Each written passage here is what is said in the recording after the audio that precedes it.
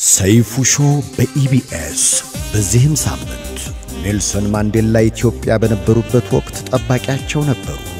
በጊዜው እንዲገሏቸውም ትልቅ ገንዘብ ቀርቦላቸው ነበር። ይህ ታሪክ አሁን በትልቅ ሲኒማ እየተሰራ ነው።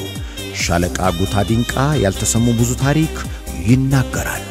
ከዛም በኋላ 2000 የእንግሊዝ ፓውንድ በቅርቡ በእንግሊዝ ቲያትር አቅርቦ ተመልሷል። ዝነኛው ሸዋፈራው ደሳለኝ ሰተት የሰይፉ ሾው የዚህ ሳምንት እንግዳ ነው። የአስቴር አወቀን ዘፈን አይናችሁን ጨፍናችሁ ስሙት። ዘፋኙ ግን ዚጊ ነው።